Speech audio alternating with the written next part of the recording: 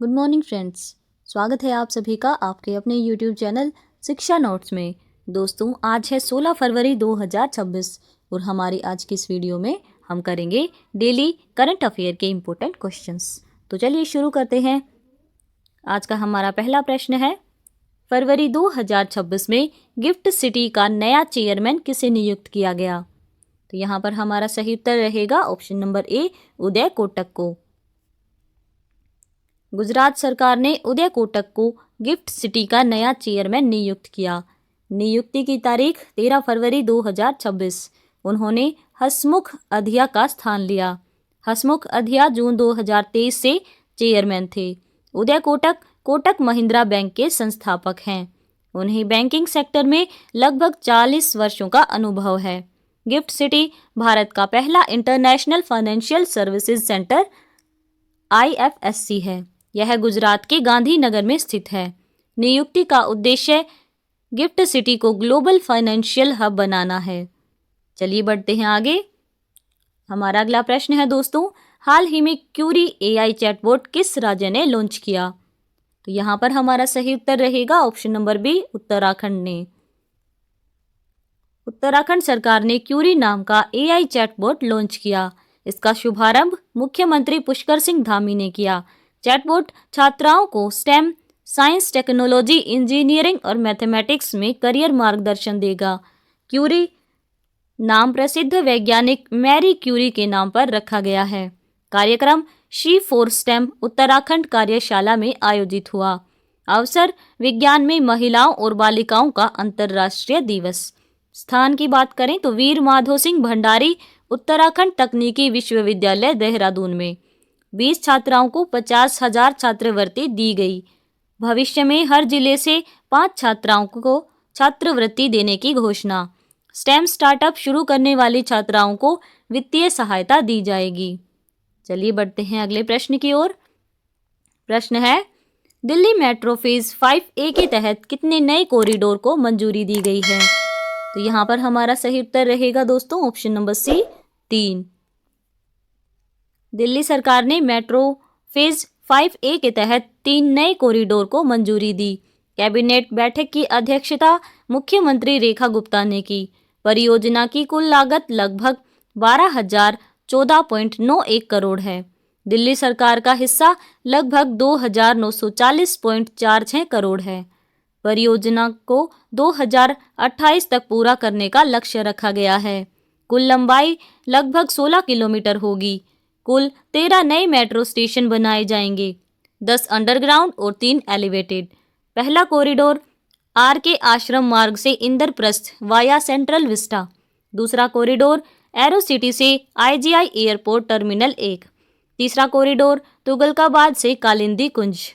परियोजना से एयरपोर्ट और सेंट्रल दिल्ली की कनेक्टिविटी बेहतर होगी।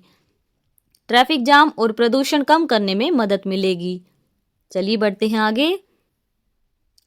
प्रश्न है दोस्तों, फरवरी 2026 में बांग्लादेश के अगले प्रधानमंत्री कौन बनने जा रहे हैं?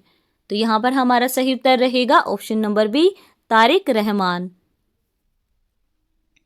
तारिक रहमान बांग्लादेश के अगले प्रधानमंत्री बनने जा रहे हैं। वे बांग्लादेश नेशनलिस्ट पार्टी के प्रमुख नेता हैं। आम चुनाव 12 फरवरी 2026 को हुए थे। BNP ने भारी बहुमत से लगभग 212 सीटें जीती। तारिक रहमान अभी प्राइम मिनिस्टर डेजिग्नेट हैं। शपथ ग्रहण 17 फरवरी 2026 को होने की संभावना है। वे अंतरिम सरकार प्रमुख मोहम्मद यूनुस से सत्ता ग्रहण करेंगे। मोहम्मद यूनुस अगस्त 2024 से अंतरिम प्रधानमंत्री थे। तारिक रहमान पूर्व प्रधानमंत्री खालिदा जिया के पुत्र हैं। उनके पिता जियाउर रहमान बांग्लादेश के पूर्व राष्ट्रपति थे। चलिए बढ़ते हैं आगे। प्रश्न है, हाल ही में पतंजलि शहद पर रिसर्च किस जर्नल में प्रकाशित हुई? तो यहाँ पर हमारा सही उत्तर रहेगा option number D, applied food research में। पतंजलि आयुर्वेद की वैज्ञानिकों ने शहद पर रिसर्च पेपर प्रकाशित किया, जो अंतरराष्ट्रीय जर्नल अप्लाइड फूड रिसर्च एल्सवियर में फरवरी 2026 में प्रकाशित हुआ। इस अध्ययन में पतंजलि शहद के 25 अलग अलग बैचों की जांच आधुनिक तकनीकों HPLC, HPTLC, UHPLC से की गई। रिसर्च के अनुसार शहद में बाहरी चीनी, सिंथेटिक सिरप या हानिकारक केमिकल नहीं पाए गए और यह FSSAI मानकों पर खरा उतरा। चलिए बढ़ते हैं अगले प्रश्न की ओर। प्रश्न है, सर्वम AI किस देश की स्टार्टअप कंपनी है जिसने कुछ AI बेंचमार्क टेस्ट में गूगल जेमिनाई और चैट GPT को पीछे छोड़ा है? तो यहाँ पर हमारा सही उत्तर रहेगा दोस्तों option number A, Bharat Bengaluru. सर्वम AI बेंगलुरु आधारित भारतीय स्टार्टअप है जिसने कुछ AI बेंचमार्क टेस्ट में गूगल जेमिनाई और चैट GPT से बेहतर प्रदर्शन किया है। इस कंपनी का सर्वम विजन मॉडल OCR दस्तावेज पढ़ने में भारतीय भाषाओं के लिए 84.3% स्कोर के साथ बेहतर साबित हुआ। बुलबुल V3 मॉडल भारतीय भाषाओं और लहजे में प्राकृतिक आवाज़ उत्पन्न करने में खास माना गया है। सर्वम AI का फोकस विशेष रूप से भारतीय डेटा, भाषाओं और संदर्भ यानी कॉन्टेक्स्ट पर है, जबकि जेमिनाई और chat GPT general global model है। इनके मॉडल छोटे और कम लागत वाले हैं, जिससे तेज और सस्ता AI समाधान संभव होता है। कंपनी के सह संस्थापक विवेक राघवन और प्रत्यूष कुमार हैं, जो पहले AI फॉर भारत से जुड़े रहे हैं। सर्वम AI का लक्ष्य सोवर्जन AI बनाना है ताकि भारत विदेशी AI कंपनियों पर निर्भर ना रहे। चलिए बढ़ते हैं आगे। प्रश्न है दोस्तों, world sea food Congress 2026 Bharat में पहली बार कहां आयोजित की गई? तो यहाँ पर हमारा सही उत्तर रहेगा option number B, Chennai Tamil Nadu में। इवेंट का नाम है वर्ल्ड सी फूड कांग्रेस 2026।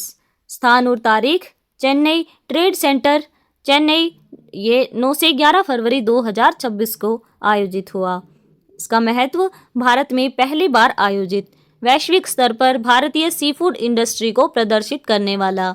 मुख्य उद्देश्य सी फूड की सुरक्षा और गुणवत्ता, मछली पालन व निर्यात में नई तकनीकें और सस्टेनेबिलिटी। आयोजक international association of fish inspector और भारत सरकार का मत्स्य पालन विभाग। वैश्विक संदर्भ, भारत की ब्लू इकोनॉमी को बढ़ावा और अंतर्राष्ट्रीय निवेशकों या वैज्ञानिकों को आकर्षित करना। चलिए बढ़ते हैं आगे।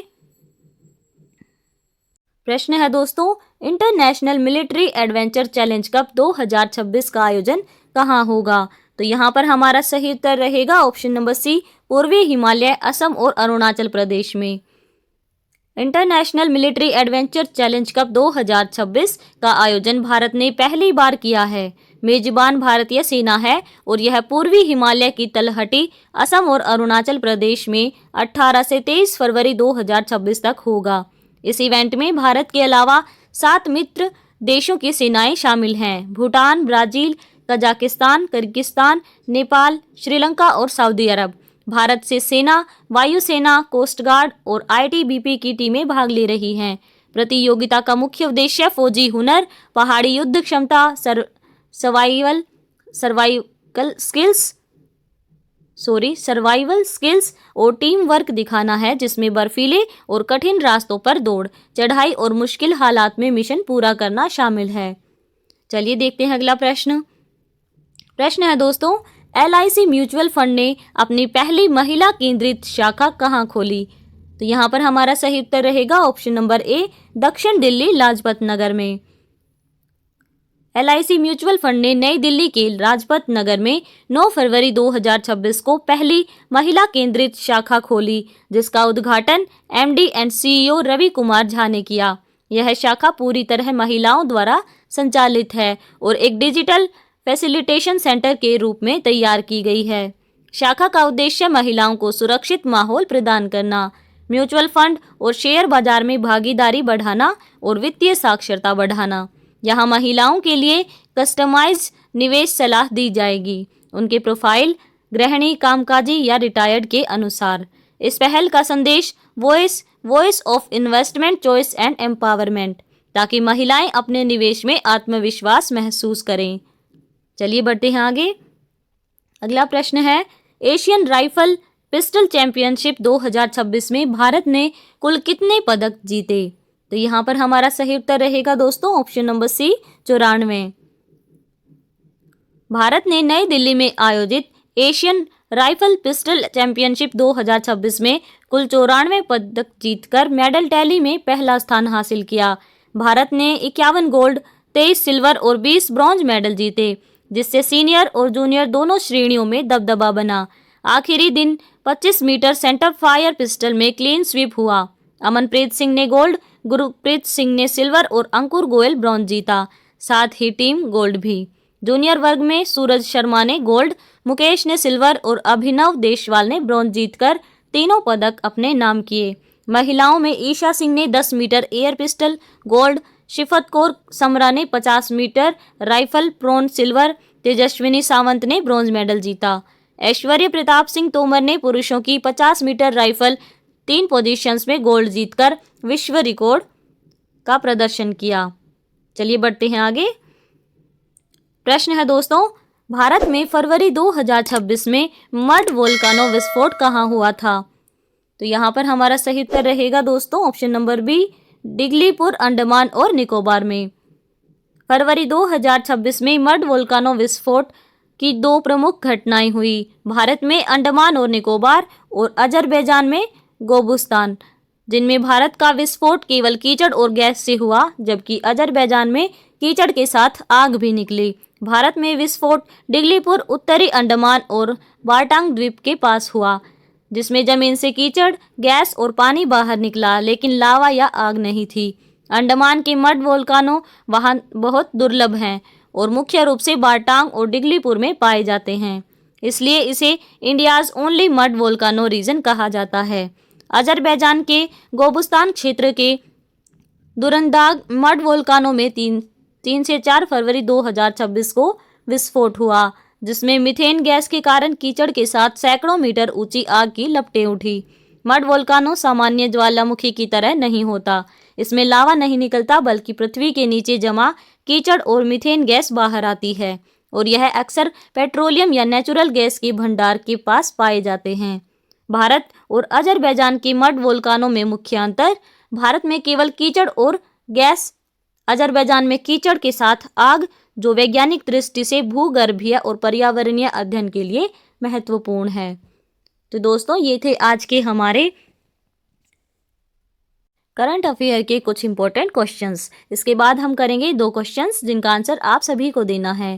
तो यहाँ पर हमारा पहला प्रश्न है, भारत में स्त्री सुरक्षा योजना का आधिकारिक शुभारंभ किस राज्य में हुआ? दूसरा प्रश्न है दोस्तों, हाल ही में भारत में बनाया गया पहला म्यूजिकल रोड किस शहर में स्थित है और किस रोड पर है?